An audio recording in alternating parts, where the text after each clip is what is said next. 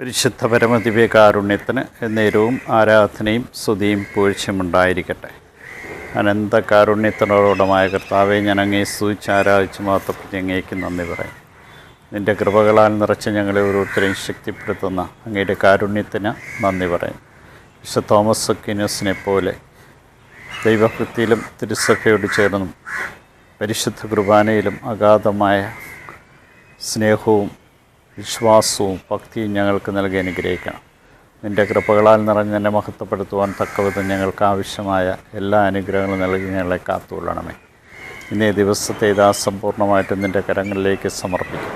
കാരുണ്യവാനായ കർത്താവേ, ഈ ദിവസം മുഴുവനും പരിശുദ്ധ അമ്മയും സഹോദരങ്ങളും വചനത്തിൽ ജീവിച്ചതുപോലെ പിതാവിൻ്റെ ഇഷ്ടം നിറവേറ്റുന്നവരാണ് എൻ്റെ സഹോദരനും സഹോദരി അമ്മയും എന്ന അങ്ങ് അരുൾ ചെയ്തത് പൂർണ്ണമായും അമ്മയിലും സഹോദരങ്ങളും പ്രകടമായിരുന്നതുപോലെ ഞങ്ങൾ ഓരോരുത്തരും അങ്ങനെയുള്ള വിശ്വാസത്തിൻ്റെ ആഴത്താൽ ജ്വലിച്ചുണ്ട് അങ്ങയുടെ സ്നേഹത്തിൻ്റെ നിറവിൽ ജീവിക്കുവാൻ ഞങ്ങളെ ഓരോരുത്തരെ അനുഗ്രഹിക്കണം.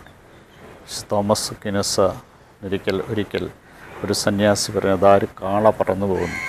അദ്ദേഹം ചാടിയിറങ്ങി മുറ്റത്തിറങ്ങി ആകാശത്തിലേക്ക് നോക്കിയപ്പോൾ നിങ്ങളെത്ര വിഡ്ഢിയാണ് എന്ന് ആ സന്യാസി പറഞ്ഞു.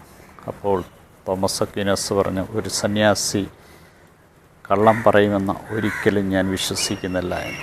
അത്രത്തോളം പരിശുദ്ധിയോട് ഓരോരുത്തരും ജീവിക്കണമെന്ന് ഇത്രയും വിജ്ഞാനിയായ ഒരു പണ്ഡിതൻ പറയുന്നുണ്ട്. വിജ്ഞാനികളിൽ വിശുദ്ധനും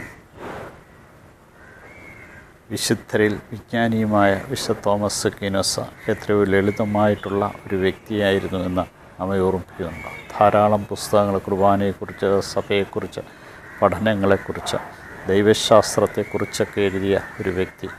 ഇത്രത്തോളം സാധുവായ വിശ്വാസത്തിലാഴമായ വിശ്വാസത്തിൽ ജീവിച്ച തോമസ് അക്വീനാസ് ഞങ്ങളുടെ ജീവിതവും അങ്ങയുടെ തിരുഹിതത്തിനനുസരിച്ചായി തീരുവാൻ തക്കവിധം ഞങ്ങളെ ഓരോരുത്തരെ അനുഗ്രഹിക്കുകയും അങ്ങയുടെ കൃപകളാൽ ഞങ്ങളെ നയിക്കുകയും ചെയ്യണം. ഇതാ കർത്താവെ, ഈ ദിവസത്തെ സമ്പൂർണ്ണമായിട്ടും അങ്ങേക്ക് സമർപ്പിച്ചുകൊണ്ട് വിശുദ്ധ തോമസ് അക്വീനാസ് പോലെ വിശുദ്ധിയിൽ ജീവിക്കാൻ, പരിശുദ്ധ കുർബാനയിൽ അഗാധമായ ഭക്തിയോടുകൂടി ജീവിക്കുവാൻ ഞങ്ങളെ ഓരോരുത്തരെ അനുഗ്രഹിക്കണം. ഈശോയെ നന്ദി, ഈശോയെ സ്തുതി, ഈശോ ആരാധന.